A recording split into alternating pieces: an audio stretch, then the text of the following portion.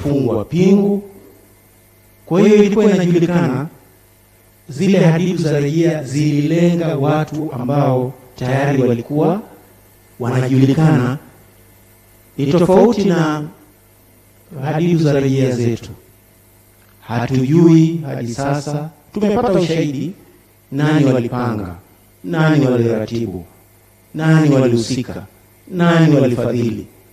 Lakini tunasema kwa misingi ya haki, hebu tuwape nafasi kupitia utaratibu mwingine nao waweze kujibu hiyo hoja, huo ushahidi. Ndio tofauti yetu, kwa sababu hatuwezi kukimbilia kuwajibisha bila kuwapa nafasi ya kusikilizwa. Na ukimwajibisha mtu bila kumsikiliza, Mahakama Kuu imejaa maamuzi ambayo watu waliwajibishwa bila kufuata utaratibu na walilipwa fidia. Kwa hiyo hatutaki kuingia katika huo mtego. Na tume ya Jaji Kipenga, mtakumbuka kwamba katika ngazi ya tume tulikuwa tunafikiria kwamba wale wachimbaji waliuawa Sinza katika ule ukuta wa posta.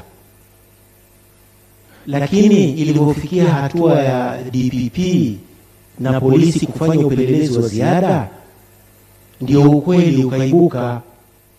Kwa hiyo katika hatua ya tume unaweza kupata ushahidi ambao utahitaji kujazia, na kujazia lazima uende kwenye hatua inayofuata ili uweze sasa kumwajibisha. Na kumwajibisha mtu ni rahisi sana. Kwa mfano, kila taasisi iliyoundwa kwa mujibu wa sheria na katiba kuna wajibu. Jeshi la polisi wana taratibu za ndani za kuwajibisha, kuna taratibu za nje za kuwajibisha. Sasa hayo yote yatakuwa ni sehemu ya awamu inayofuata.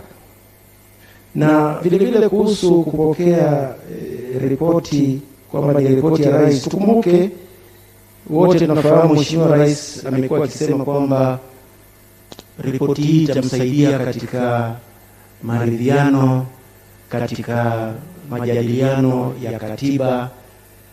Nadhani tuwe na matumaini kwamba tukifikia hatua hizo, mambo mengi zaidi katika hii taarifa yatajitokeza na yatakuwa wazi, kwa sababu Mheshimiwa Rais kifungu cha 21 kinasema akiona kuna haja ya hatua zozote kuchukuliwa dhidi ya mtu au watu wote, ana mamlaka ya kufanya hivyo. Anaweza kuagiza aliyesababisha madhara kulipa fidia. Hayo yote yako ndani ya mamlaka ya rais katika sheria ambayo tunayo sasa. Hata swala la kuzuia taarifa isichapishwe, ukisoma kifungu cha 21 kifungu cha 3, Mheshimiwa Rais anaweza kuelekeza taarifa ya tume au sehemu yoyote ya taarifa hiyo isichapishwe. Na kuna mambo mengi siku hizi ya kuzingatiwa. Kuna taarifa binafsi nyingi sana za watu mle ndani, taarifa nyingi ambazo mashahidi wengine walituomba hawataki taarifa zao zitoke nje. Kwa hiyo hata kama ikifikia hatua ya kutoka, kuna mambo lazima hayatatoka kwa sababu ya kulinda, na kuna sheria ambayo inalinda taarifa binafsi, na tunaheshimu vile vile matakwa ya wale waliojitokeza. Kwa hiyo hayo ni maeneo ambayo tumeona vizuri ni tuyazungumzie. Na kuna watu wamempigia Mheshimiwa Mwenyekiti simu wakiomba kwamba pengine ifikie siku ambayo taarifa hii pamoja na picha zote za video iwekwe kwenye makumbusho ya taifa, kwa sababu matukio ya tarehe hizo 29 na siku zilizofuata, baada ya miaka inaweza kusahaulika, tukarudia makosa yale. Kwa hiyo amesema pengine ikimpendeza Mheshimiwa Rais, ifikie wakati uende makumbusho ya taifa uweze kuona kila kitu, picha zote, video zote ambazo zinazunguka, ili vizazi vijavyo viweze kuona kilichotokea na kuzuia isirudie.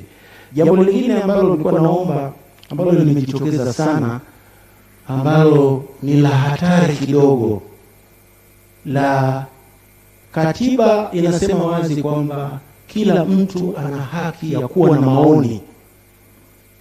Sasa kuna vikundi ambavyo vinataka maoni yao ndio yasikike, na hii unaiona dhahiri kwenye mitandao ya kijamii. Mtu akijitokeza akitoa maoni yake anashambuliwa kama nyuki. Nadhani hiyo sio afya katika hatua ambayo tunakwenda. Tunataka tuwe na soko la mawazo. Kila mtu anatoa mawazo yanashindana. Mtu ambaye hukubaliani na mawazo yake unamsikiliza, na wewe unatoa maoni yako na mawazo yako. Lakini tabia ya kuzima mawazo ya wengine, sisi wengine baada ya taarifa kutoka, tumepokea simu za matusi zaidi ya 300. Kwa sababu kuna mtu hataki maoni yetu yaliyopatikana kwa njia ya methodolojia ambayo tumeonyesha yasijulikane kwa Watanzania. Nadhani hilo ni jambo ni la hatari sana. Unaposema wewe ni muumini wa demokrasia, wa haki za binadamu, kuwa tayari kusikiliza maoni na mawazo ambayo wewe upendi kuyasikiliza. Mheshimiwa Mwenyekiti, naomba niishie hapo.